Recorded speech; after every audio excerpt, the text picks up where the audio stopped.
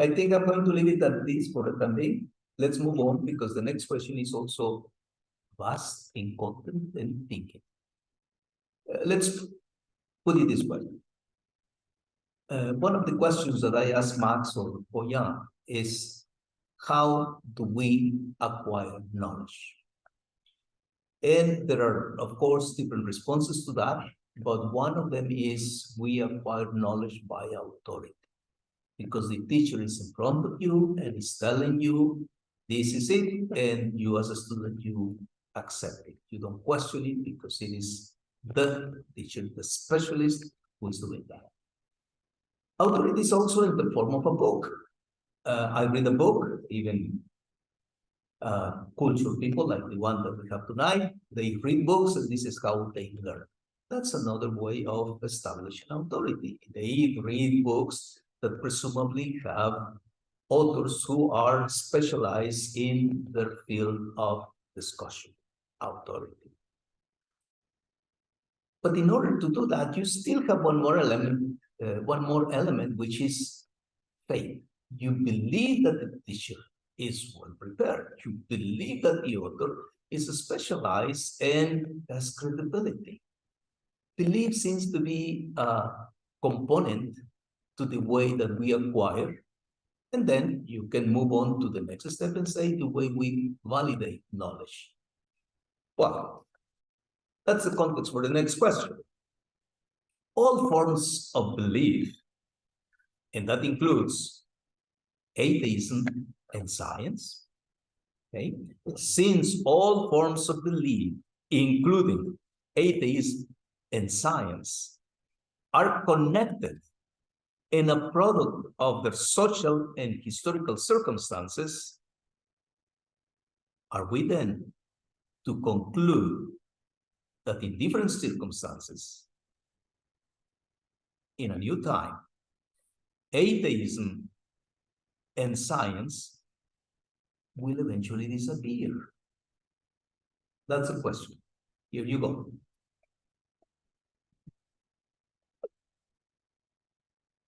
But I don't know if I'm the first one that should answer this. But just 30 seconds to go back to Miguel, what he said about religion and religions. I think it's a very important issue.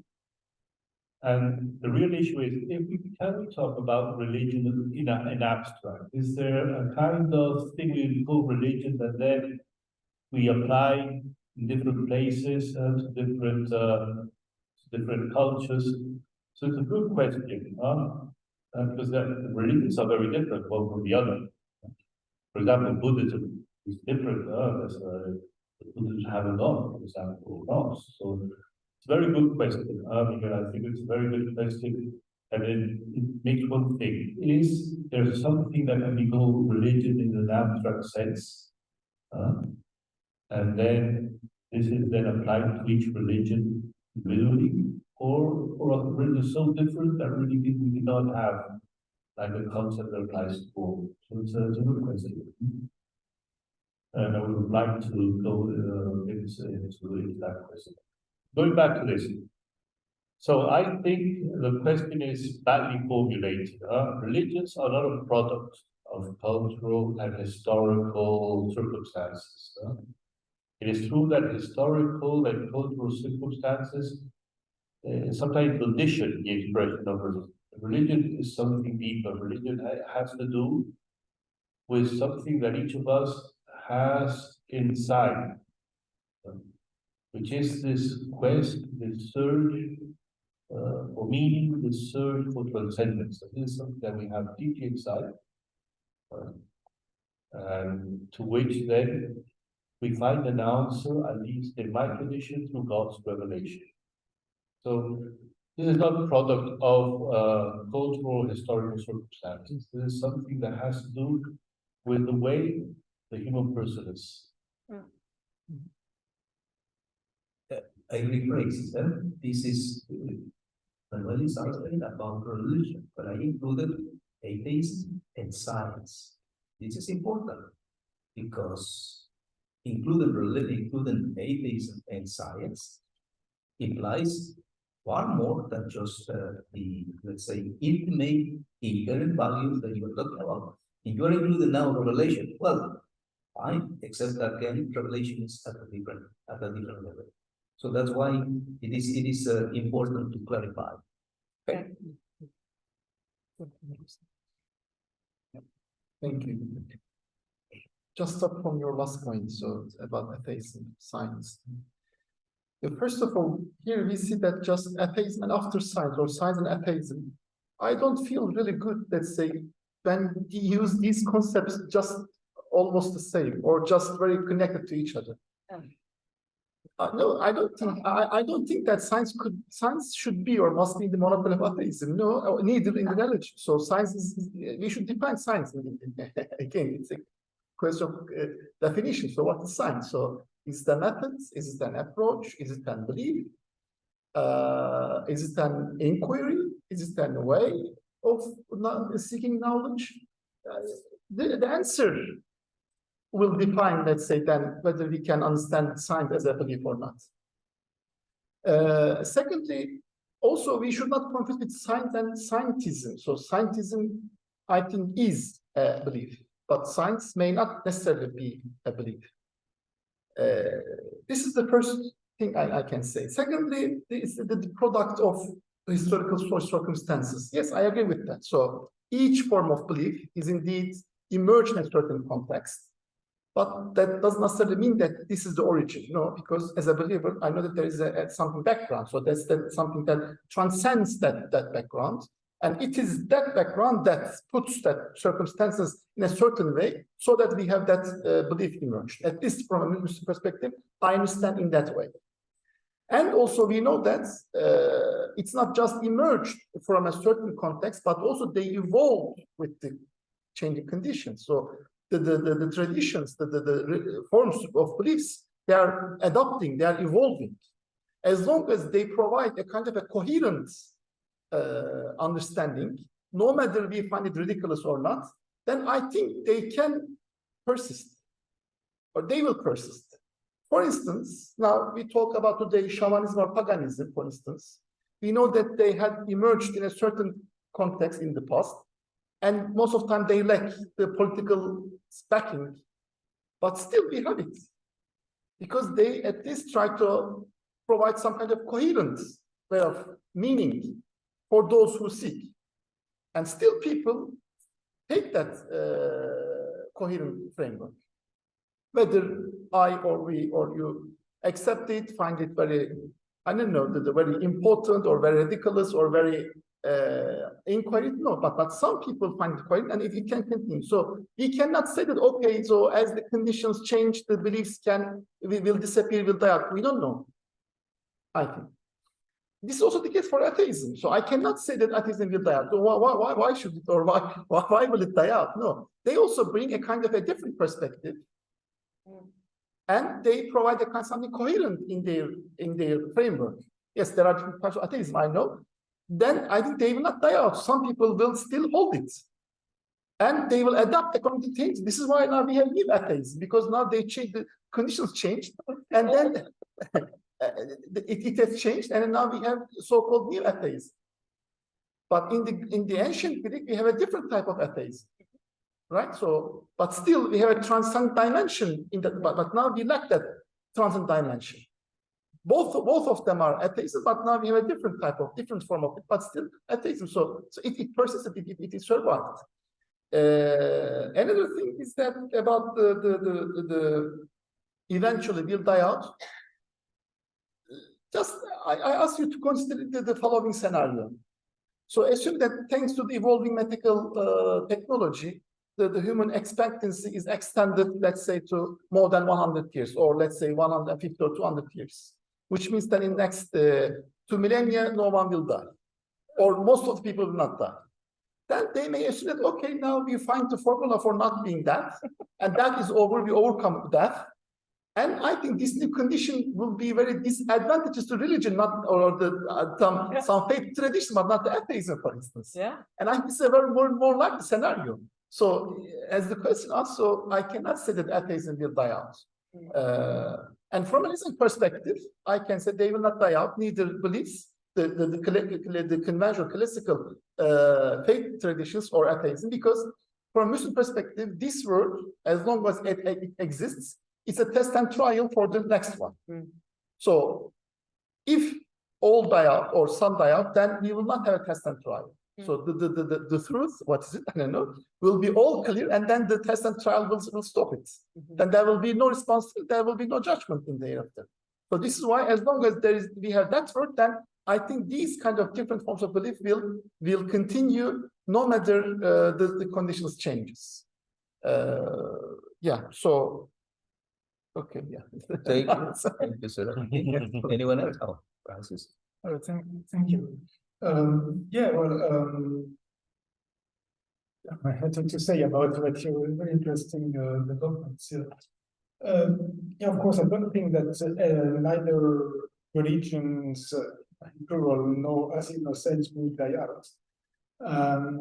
After the fact that there are questions here that don't believe, and I wouldn't say that science, but I think that no, science, in my opinion, is not a belief. There's a clear, I think there's a clear difference between beliefs in the very broad sense of the term on the one hand, and the science on the other hand. And the scientific knowledge, for example, as a difference from faith, which doesn't speak about religion, but faith, and knowledge known from science. Are two different systems, not necessarily opposed, and it's not systematically, but there are different things. Then, putting of the research and circumstances, I think, yeah, so like everything, the product of everything, religions, each religion, or religion generally, each appeared in specific historical, cultural setting, as everything, its existence is also, well, it's not obvious that religions as they are exist. We seeing, sect religious, what I would say. It seems that religions, of course, they exist and they are, that's obvious. But as countries or states, existence of states is a product of some accident of history. Could even some years ago have been different, and some Belgium or France, so that the state did not exist, as we know. The religions also appeared in some specific historical settings. Something could change, could happen differently, religions would look like differently. But in the sense of, yeah, so for everything also the emergence of enlightenment of atheism is of course also linked to the circumstances. But at the same time, yeah, I don't think that will die out. They will evolve, they perhaps change. But yeah, I think both faith, religion, but also science, also atheism are, they would agree here, they are part of what humans are. Also the need to believe, or the phenomena of belief is also part of human psychology. So yeah, I think that will not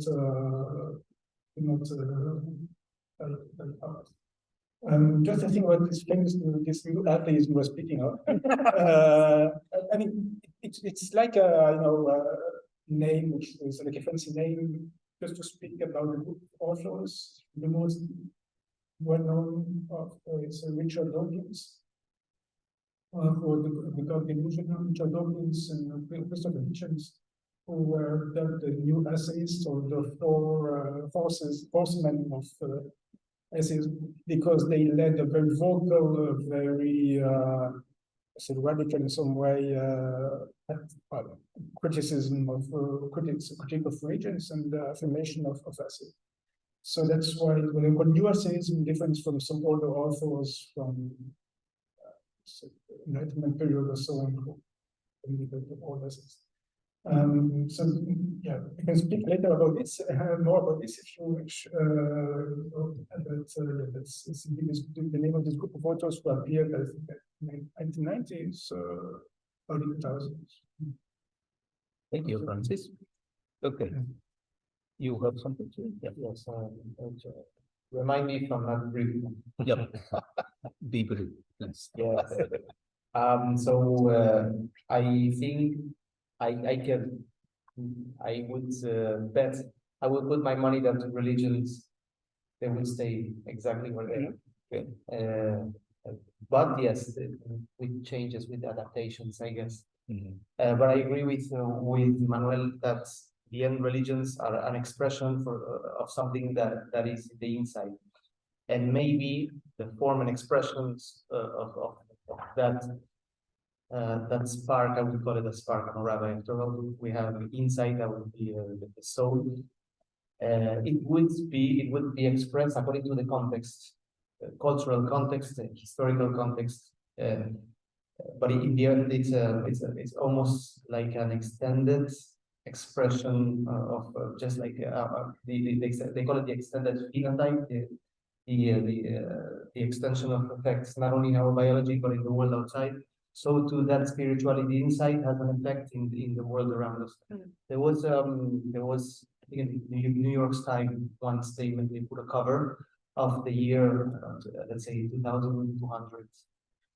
And they put the headlines of New York Times of that year, of that moment, that day, and it was a Friday, and in the bottom of the little corner, it was written, the Shabbat candles are lit at that time, basically in the little corner. Because, whatever had happened, Shabbat comes in, we light candles. You like the candles. Exactly. Now, what kind of candles we would like, I'm not sure. My grandmother, for example, used to use oil and would put a wick of cotton in the middle. We use wax candles. I'm not sure exactly 200 years. Basically, that shape, that culture will take. But in the end, I think it's something intrinsic with us. If eventually we have a human settlement in Mars, perhaps the new generations being born there, if Elon Musk will show us the way. Electricity lines. Yes. No, eventually, I think imagine humans being born in a new planet. They need to be connected to their environment, to their seasons, and maybe reminding themselves where they come from, planet Earth, and maybe Muslims, if they will go to pray. The UAE, for example, is very advanced in space. Eventually, there will be a group of Muslims there as well in this settlement. Eventually, they will pray towards Mecca. Maybe that praying, and the Jews towards Jerusalem. Maybe that is towards planet Earth. And some will object that no, it's almost like praying to stars. So, I think cultures will obviously adapt in a way, but to think that they will just disappear, I think it's very naive, and I think it's something intrinsic with our humanity. And at the same time, I want to wrap up with atheism, new atheism, or whatever you want to call it. Yeah, I mentioned before, we were discussing it with Katie and Francois, is that one of the people that I most admire is Carl Sagan, who himself is a humanist, and you can call it atheist or whatever. But just that the concept of atheism, of saying that there's no God, I have the feeling is that it is an objection of institutions, but not an objection to the search of spirituality in the world. And for me, as I'm a lover of Maimonides, and just the fact that science is a quest for knowledge, and looking at a microscope and seeing the beauty of biology that you find right in front of you, is so rich, so special, so almost divine. For me, all that is an expression of God that is showing you stuff, and so Carl Sagan would, for example, speak of the spirituality of this human sense of transcendence when he looks at the stars of the Milky Way at night. I would, so therefore it's funny because I can understand Carl Sagan. I'm with him. I'm with Manuel. I'm with everyone who's trying to find the meaning, trying to bring human beings together, and be open to learn more. So I guess you are all amazing people. So. Okay. Thank you, Abby. Katie? Thanks. I'm not, this is to all the students out there, I'm not saying don't listen to your teachers. But that is not how I learn, by listening to somebody tell me, and then I believe. I'm actually a nonconformist, which is really fun to be in the military and be a nonconformist. But for me, I learned through experience more than through somebody telling me That's another way. what the truth is. I mean, I listen to my teachers, students, listen to teachers, but that's how I learn the best for me, is through experiencing something, through talking with someone. I know that the stove top is going to burn me because it's hot, because I accidentally put my hand on it. You know, you learn these things in different ways, and I think it's so to me it's. I don't want to say silly, I'm not sure what the word is, but the question that science and atheism would disappear, would eventually go away. I mean, if you have ever had anything bad happen to you in your life and you are a religious person, I mean, how many times have I been at that point where I don't think God exists? And I'm a pastor, right? I mean, there are things that happen to us that we can't explain, or bad things happen all the time to good people, or, you know, things like that. I feel like our experiences sometimes are what bring us to faith, or what bring us to atheism, or what bring us to science. And that can be how someone comes to whatever their beliefs are.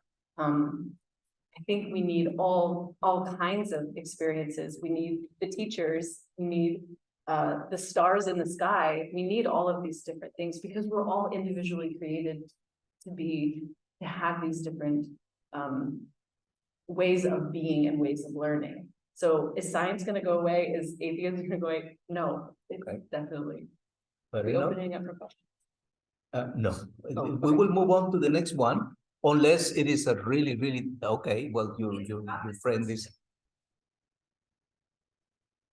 Thank you, sir. This is such a rich discussion, and I love it. And I work in spiritual care as a chaplain, an interfaith chaplain. And so my questions are often exploring. I think that, I mean, I explain to people that I am a researcher of religion every day, and it's an individual with each person. You know, you're asking questions, you know, what gives your life meaning? Or now that we're sitting here and this terrible thing has happened to you, you know, what will help guide you through this terrible thing that you're experiencing? And then, Katie, I totally appreciated your comment about praxis, because it really is a praxis versus theory. And when you look at these questions, the way they're laid out, it doesn't, I mean, a grandmother who teaches her grandson how you light the Shabbat candles will teach you something about Shabbat and about honoring God and your life as a person of faith in a way that is completely, I think, missed by these questions, that it seems so divorced from the reality of the praxis. My question in this is really, how could you possibly research the praxis of religion that is not just the authorities who are standing professing things in halls and lecture halls, but individually with the praxis of each grandmother, each grandfather, each child who also reveals truth, each person who has their wisdom? How could you study religion? It would take every person that you could ever meet. So this question is such an interesting question, but how would you do it?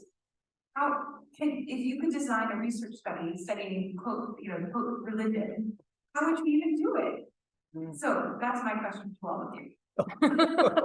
That will be over drinks at the bar. Is that?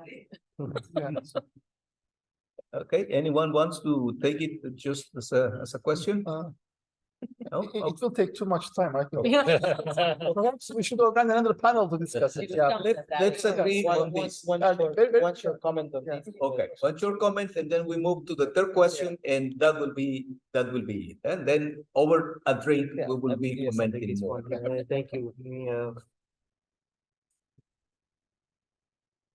It would be impossible, absolutely. At the same time, what it would be precious is to take a single experience and to be able to connect with it and to see the depth. And a Buddhist friend at my Shabbat table this Friday night, he told me, the more you go into the details, the more individual you try to analyze an idea, the more universal it becomes. Yes. Because it becomes like a mirror image to yourself. You can relate to a human experience with someone who's radically different than you. So I think you will do it by connecting to the experience of a single human being. Last week was the day to remember the Holocaust, and there was a flyer, basically a campaign about remembrance. I love it. So we usually hear remember the 6 million. So no, remember one life.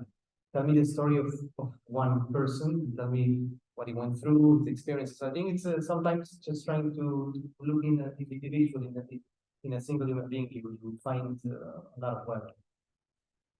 Okay. Since I must honor the title of our conversation, and we said conversation about religion, humanism, and science. That was what we said. So we honor that. Then that's my third question. Then, okay, we've been talking about new atheism, probably a new term for some of you.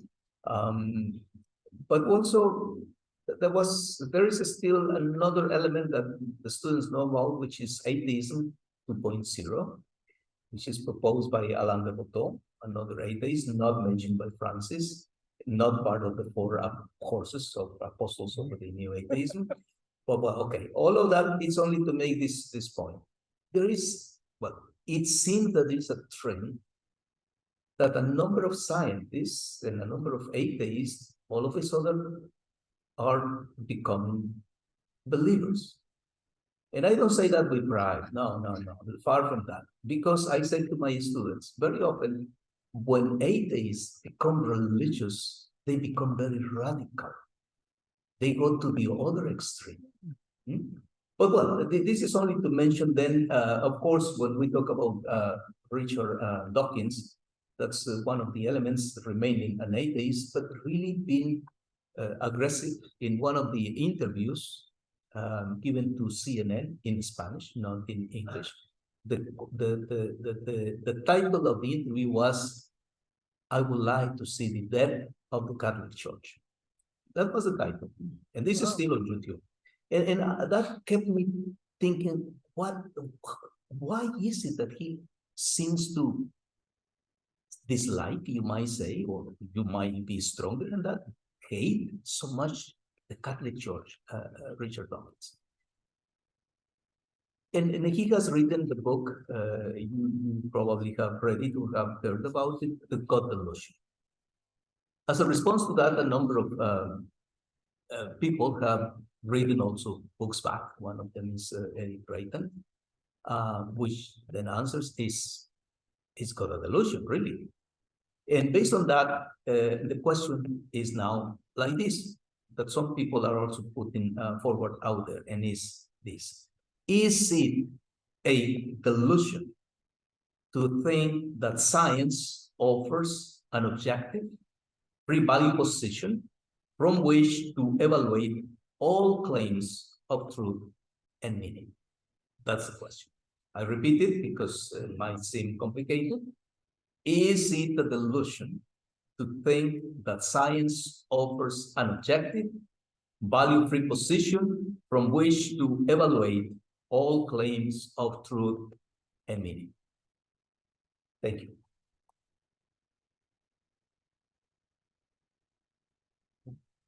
Are we just answering yes or no? Yes. I'd like to just, I don't know about the quote you mentioned of Richard Dawkins, but allow me, I don't come in the defense of Richard Dawkins. And obviously any kind of such a statement against, for example, the Catholic Church is doing bringing a lot of good in the world. Pope Francis, especially, I think is a person that one can easily admire for all the good things is is bringing society, bringing communities together, bringing respect between religions. So out of the stuff that I read from Richard Dawkins, I would review this statement because it doesn't reflect. That was an interview. All right, but it doesn't usually reflect the text he writes. At the same time, what he does write, it's very, how do you say, very strong opposition and condemnation of religion. And with that being said, I think that one has to allow religions to be radically criticized in the way he does. And one of the most beautiful debates of ideas that I've seen is Richard Dawkins with Jonathan Sacks, Rabbi Lord Jonathan Sacks in the UK at the University of Liverpool. Was an amazing, it's on YouTube, you can watch it. But I think that brings a lot of wealth to understand and to sharpen ideas. There is an ancient tradition of Talmud. Talmud is basically, it's a body of discussion of rabbis. So it's not a single opinion. It's like the Wikipedia. If you would have the records of all the discussions of rabbis at that period, you have a myriad of opinions, and it's very rich, very interesting. At the same time, obviously, it comes from a specific context. But something very special you find in the Talmud is that rabbis will especially come in couples to discuss together, Hillel and Shammai, and that you always find their names. You find these names in couples coming and discussing a subject together, and not because they agree, not because they're best friends, because they were best enemies. They really disagreed with each other, and therefore they looked the one who disagrees with him, and they sharpened their ideas over and over together. And that allowing these sparks of meeting opposition brought a lot of wealth if one is open to hear the opinion of the other. So therefore, I think religions become richer with the criticism of Richard Dawkins, atheism, etc. So I think it's an endeavor that it welcomes in many ways. I hope, I don't know if everybody agrees, and I obviously do disagree with the statement you just mentioned on that, but that was not related to the question. But that's, No, for me, was an important topic to discuss. That was about to say, but that's not the. I hope I'd like to hear what you think. No, I think that there are people, obviously, that are very critical with the Catholic Church, and possibly it has to do more with personal experiences, personal history, or maybe some people also see that the Church is not. I remember who spoke this in one of these. I read another person that said that the Church is not a force of good in the world. What the Church is doing. So it's comprehensible that some people have strong reactions against the Catholic Church. So it is an expression of what he thinks. So that I can criticize idea. Maybe what would be interesting is deepening a bit. Why does he think this? Why does he think that others want the Church to disappear? So I get maybe from what he might think. Okay, so that's but I was on the question that you asked. I think there's like an idea behind these kinds of questions. Like if science and religion were in conflict, or one could not go with the other, or if science would substitute in some way the future religion. So I think we have to keep both. Two approaches. John Paul II used in one of his letters. He spoke about the two wings that takes us to the truth, reason and faith. So that there are different approaches to knowledge and to truth. So I wouldn't say that I think it's a solution. Yes, it's thinking that science can answer everything. So science has its place, important place, and religion has a different kind of place. That would be my answer. Thank you. Yeah. Yes, but you can speak after this. Yeah, I agree with Father Manuel in responding to that question. It's again about, as I said before, the definition of science on the one hand. And on the other hand, I can say boldly that anything human cannot be objective or value free. I think so. And science is not an exception, because also science is done by people as well. Even let's say when we claim to be something very objective, it's also an assumption, and the assumption goes back to some metaphysics, and it can be subjective as well. So, and even when you look at, let's say, for some so-called very objective scientific explanations, there are some what they call a border questions, and then at a certain point, scientists can say, okay, so we should stop here. Or if we say something that it cannot be scientific, it will be out of the field. But then there needs to be some answers or some explanations for that. So perhaps the term delusion could be a very strong in order to understand that one. It may not be a delusion, but I think that triumphizing the science, like a kind of a science fetishism, if I may say, may be wrong, let's say, really to understand the critical role of science and also the critical role of religion or religions or faiths. But if, let's say, we talk about scientism or a kind of a scientific materialism, yes, it is, I think, an alternative belief system. It's a belief system because it has very strong metaphysical assumptions behind that idea, even they claim to be very, let's say, objective, so on and so forth. In here, just I would like to remind you the fourfold typology by Ian Barber, who is an English psychologist, philosopher, and theologian. And he, in his book Science Meets Religion, he gives us a fourth type of relation between science and religion. And he says either it can be a conflict, it can be an independence, it can be a dialogue, or it can be integration. And even in each type, there are different variants, but they share the same some commonalities.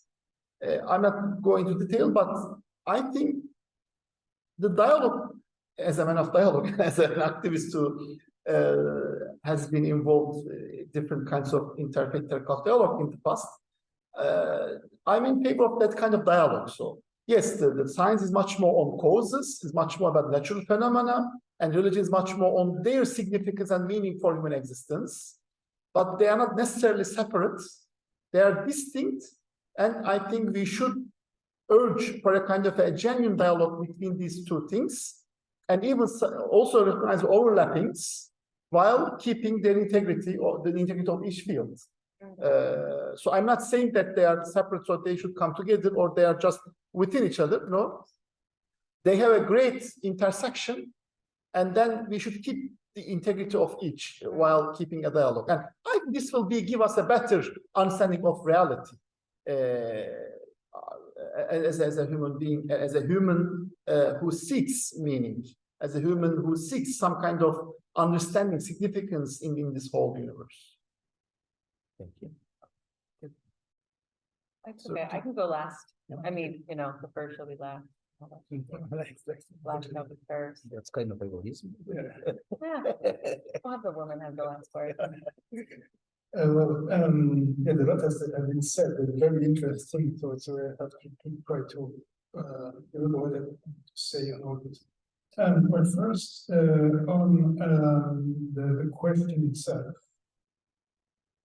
there's a sense of an objective enough position for which to evaluate all kinds of truth and meaning. But I don't know how you can help me with this. The many scientists who claim that science can give an answer to all questions, I don't see that many scientists actually claim this.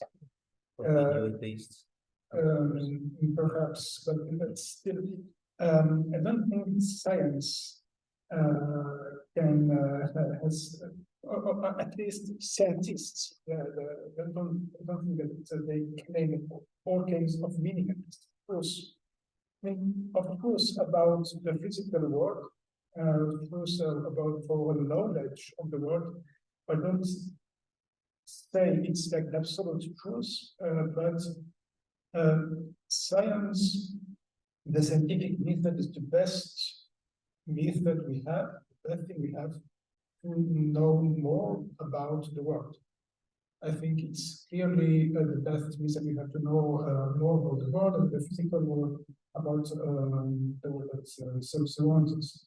So clearly, there is we can have some claim to truth in the sense of the reality of the meaning. Then, of course, it cannot science cannot give answers to questions of meaning. And this would like to quote an abstract of the Amsterdam Declaration. The Amsterdam Declaration is the declaration by Humanists International on some basic points in which all humanists would agree. So the first Amsterdam Declaration was adopted in 1982, and in 2022 it was the new Amsterdam Declaration to actualize to contemporary realities was adopted in the General Assembly of Humanists International in Glasgow. And science. It's under heading Humanists Strive to be Rational. And it says, we are convinced that the solutions to the world's problems lie in human reason and action. We advocate the application of science and free inquiry to these problems, remembering that while science provides the means, human values must define the ends. We seek to use science and technology to enhance human well-being and never falsely or destructive. So for humanists, science is a means to know the world around us, also a means to increase, to enhance human well-being, to solve problems and challenges that are plenty around us, but will not define the ends and no values. That comes from not only from this stuff. And just to think about this Richard Dawkins quote, well, of course, we don't agree with this, because we are lost in the human variety and of various sorts, of course. I'm really grateful, Elvin, that what you said about this criticism, even sharp criticism of religions, because that's not obvious to that, if I may say so in this panel, that religious people would accept such criticism. In many countries, criticism of religion can be really very dangerous for people who make this criticism. And that comes to another part of the question which hasn't adopted so far, because we're more in the field of ideas and of science, religions, and so on. But I think, of course, I don't agree with this declaration of Richard Dawkins. But as you said, that I think one part of we spoke about religion as the individual quest for truth, for meaning, and so on, and I fully respect this way of searching for truth and meaning. But religion is also something else. It is also very often institutions made by men, mostly or women, and in some cases. There are many examples in history or even now in the contemporary world where these institutions can be oppressive. Mm-hmm. These institutions can be oppressive. These institutions can really oppress human freedom and create situations where humans are not free, cannot live fulfilling lives because they will have an obligation or very strong social pressure to follow religious rules, because it's another part of religion, but the quest for truth, but there are also a set of rules that one has to if one follows them in his own or her own free will, that's fine. But there are still too many cases where there is strong social pressure or an obligation to adapt to those rules. So that's also a reason why then maybe sometimes some sharp or sometimes exaggerated, but at least some sharp criticism of religion, which, as I said, is a very complex phenomenon, but there's several aspects of it. Thank you.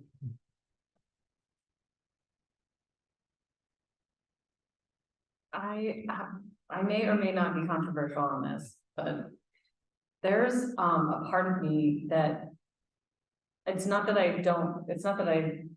agree or don't disagree with the statement about the Catholic Church, but there's part of me that sometimes wants all religions to just burn to the ground. And it's not in a necessarily bad way, but and even without religion, even people without religion will generally subjugate other people in other ways. And I think being a female, being the token female here, let's not let that pass us by.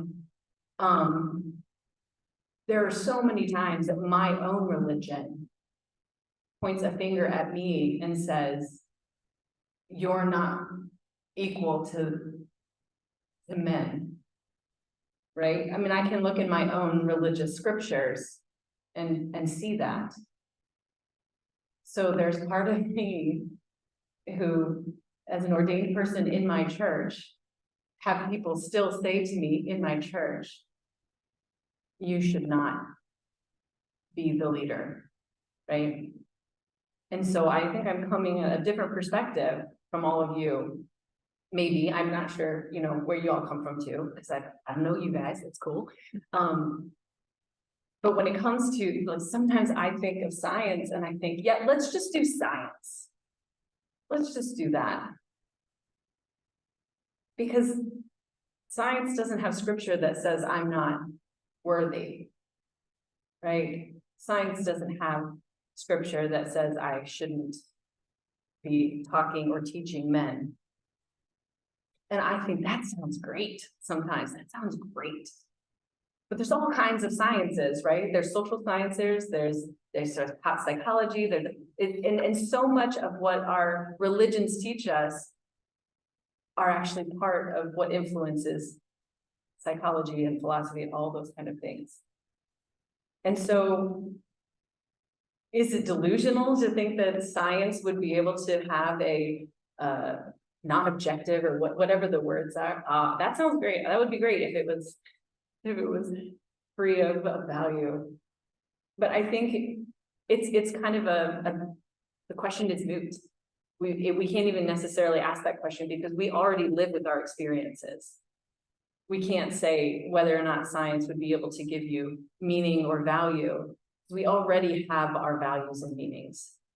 Take away all that we know, take away our scriptures, take away all of the stuff that we have, maybe science could do that. But I think this question doesn't make sense for us right now because of the background that we have. And I think that it would be great if we could just focus on the science of things. You know, our physiology, you know, rather than what we bring to the table. Because the history of my religion itself has done so much damage to people like me that it's sometimes hard to be part of it. And I think that's what faith is, that we bring in this faith. You know, I have faith that God has called me to this position. I have faith that God has called each of us to what we are doing, whether we believe in God or not. And so I would love to say yes or no on this delusional question. The question itself is delusional, but it would be nice if we lived in a world where we didn't have to think of the history of our religions or our beliefs and stuff. We could all just History teaches as well, so. there you go. Thank you. Thank you. Brief, Very brief, because very brief. As Yuval Noah Harari mentions in his book in *Sapiens*, how you know, from the perspective of history, how science organizations are very much, were always in history at the service of those who have power. Mhm. So science can be as corrupted as any other human group, and therefore human institution, and therefore you come to you have to come to the conclusion that even religion as well, we have this human side, and these institutions, these are run by humans, and they're flawed like any other human creation.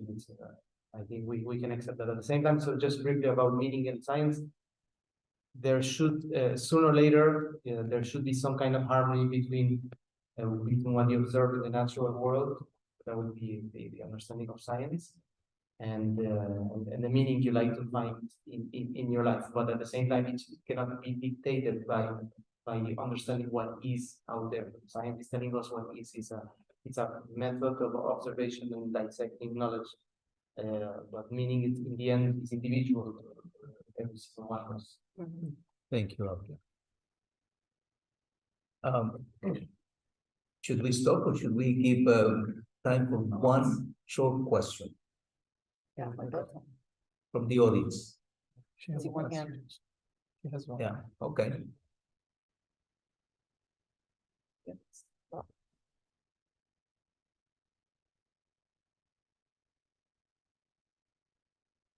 Will not be very short.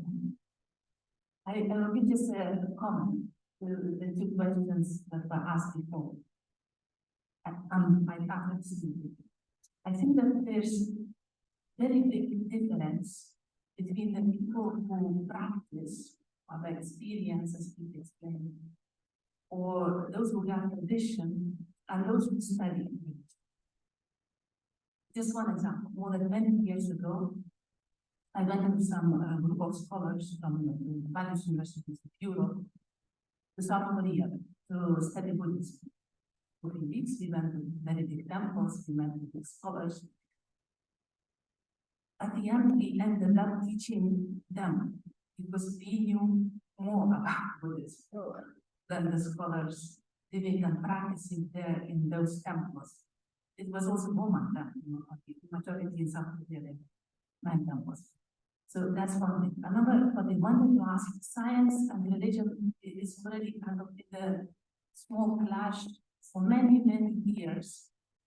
But what is more interesting, and especially with the PhD in Brussels, and you are from 2 more or less lobby organizations to the EU, how do you see a religion entering into the policy making? It's what we see around and what we hear in the news and whatever online, it's very, very little. It's only, well, there's a lot of criticism about institution of certain religions, about certain practices or something. But in the policy making, although we are in this huge hub where there's a lot of policy making, religion is really very little talk about. How do you see it? That's all you've asked. Yeah, we should. Just try to be not too long. Yeah, that's what I'm a bit worried about, being a bit rough. I can tell you my experience. So as Secretary of Commissioners, which is the Conference of the European Union, as I said before, we follow the policies of the European Union. And we try to have a dialogue with European institutions. So, what does this mean? This means that for the church, for the Catholic Church in this case, some policies are very important. Not because they have to do with the church as institution, but because they have to do with the dignity of the persons. And as a church and as religious, and I think in this we share from different religious traditions, we think the human being has a transcendent value, has an untouchable dignity. So some policies for us are very important. For example, policies that have to do with migration and asylum, and the way we treat people that come here looking for a better life. Or for us Protestant Catholic Church is to put those all that has to do with the taking care of our common home, the ecology. For us, it's also very important that vulnerable people are taken care of. With this said, we follow the policies of the European Union and try to speak out for things that for us are important. I don't know if your question went in that direction, or the question was more to see why is religion used. For example, there are some people, if you're a bit into the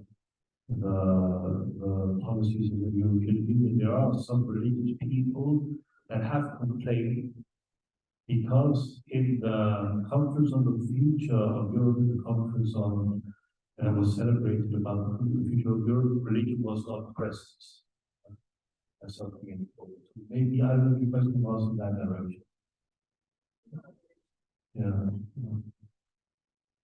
I don't know. It's I would have to think about what would be an adequate presence of religion in policy making. I think it's a very interesting question. I would have to think about it. I think as Catholics, the teaching we have is that we have to have and I think this is a conquest of our societies in the West. There's a distinction between religion and politics. And we have to maintain that autonomy of the political world and religious life. So that would be my kind of answer. Not a total answer, but in that direction I was going. I mean, quick. Yeah, quick. Yeah, very quick. I agree with you that you know, I think separation of religion and politics and states, it's healthy. I think history shows us that it's something positive, especially because there is something much more precious of religion that can be about you know, the human search of spirituality. It's something individual, something very special, and when you mix it with politics, maybe the cake doesn't come out so well. Now, at the same time, religion, it is an expression of society, and it has to have its word in policy making. It has to be reflected in policy making, because in the end, the culture, living the ideas people live by, there should be expressed in a healthy democracy, in their policies. Therefore, I'm very happy always to hear Father Manuel Barrios Prieto when he expressed himself in the European Parliament in a very very eloquent and strong way, as much as my dear friend, you're very humble, but at the same time you managed to transmit this important value that religion has, that has to be reflected in policy. So yes, for separation religion and state, but but policies should reflect a bit the culture that religions are holding. So when I fully agree with the fact that the separation of religions and the state and politics, it is a very important conquest, especially for security of equality of our citizens, security of freedoms, the separation of church and state, or of religions and politics. I mean, we wouldn't say that religion should be reflected in policy making.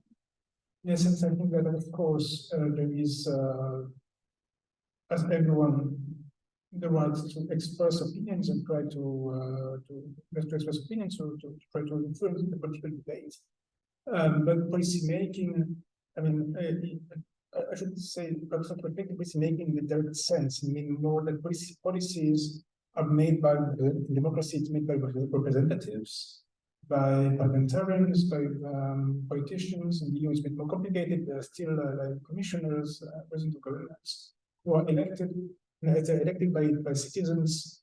They represent the citizens, and they may hold religious views. Many of them, of MPs, or activities may be religious, some are not. And his variety of opinions of views is already presented in parliament by elected representatives. So I'm not sure there is a need of a specific contribution in the level of person. So, of course, there is a contribution in the level of the formation of opinions. Part of the conversation, that's what I meant. Part of the formation of public opinion. It's of course that everyone has a right to express their views and try to convince public opinion. And it's for the role of the representatives of citizens to devise policy. Thank you, Francis. Okay, I think that we're going to stop because Elena is still waiting for us. She is still offering us.